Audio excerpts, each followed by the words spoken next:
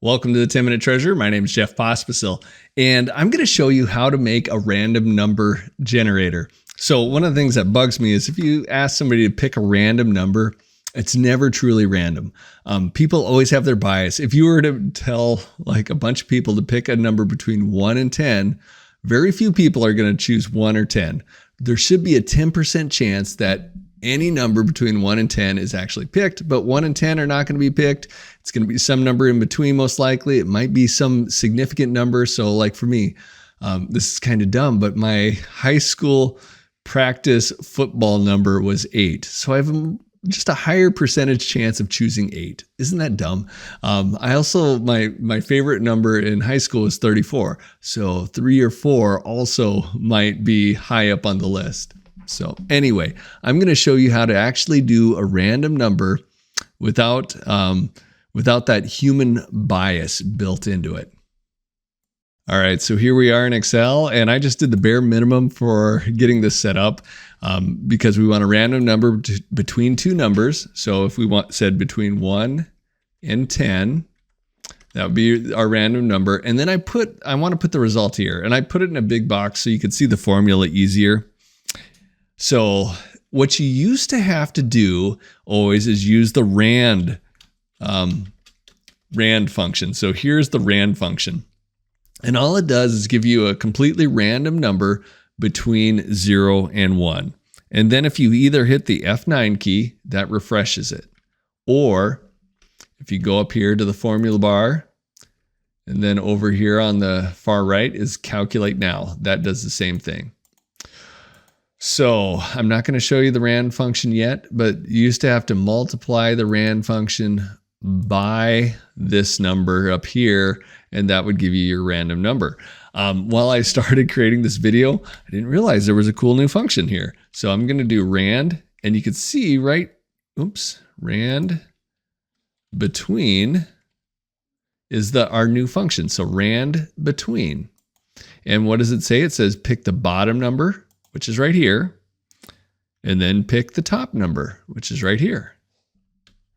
And if I want a random number between two numbers, that is what I'm going to choose. And again, if you hit F9, these are random numbers. I mean, we saw 1 come up twice. We saw 10 come up. That would normally not happen. If you were to ask probably 1,000 people, you're not going to get people choosing 1 10% of the time, where here it just happened quite often already, and there's another 10.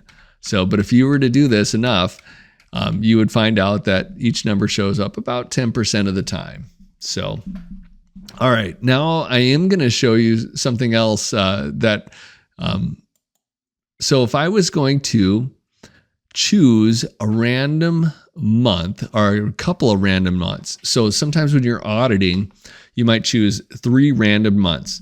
Normally what I do is, and I don't usually worry about it, I just ask somebody to pick 3 months, and I really don't care that much. But if I want it to be truly random, I really can't use my random number generator like this so let's just say I go ahead and run it. Normally what would happen is you'd have 12 months in a hat, and in this case, I'd pull out February.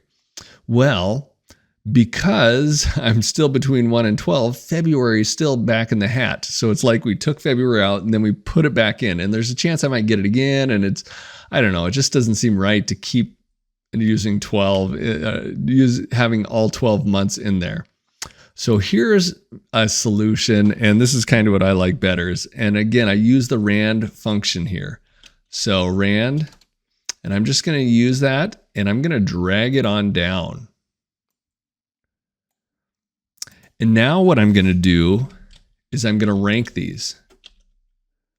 And I'm going to go ahead and rank this number based on this whole one. And I'm going to make it an absolute reference. I got an extra number here. And I'm going to hit, and actually what I should do is I should do it in reverse order. So that way the number, the highest ranked one will be the lowest number. So here you can see this one is 0.001. So if I was going to go ahead and I'm just going to hit my calculate F9 button a number of times, and all these are going to be ranked. And so if I was going to choose the top 3 months, it would be February, June, and July. If I want to do it again, it'd be November, December, August. And even if you wanted to use people, so imagine you were trying to sort out who is going to go first in the game. So if I had my family, Jeff, Betty, Liam, Ella, and Gus. And then I want to get rid of these ones. And we might decide ahead of time, how many times are you going to hit that calculate now button, that F9? Maybe we say 5. We should probably use a random number generator to figure that out. So I'm going to hit it 1, 2, 3, 4, 5.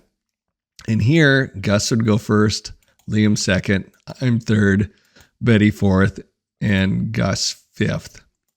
So again, a good way to actually do things absolutely randomly. If you don't have paper to pick out of a hat or something like that, you can use this. All right. Until next time, God bless. All right. Hopefully that was good for you. And I'm going to actually go ahead and save that file. I'm going to put a link in the description. There's nothing much to that file, as you see, but just in case you want to see the formulas, or maybe you want to use it, feel free to do whatever you wish with it. All right. Until next time, God bless.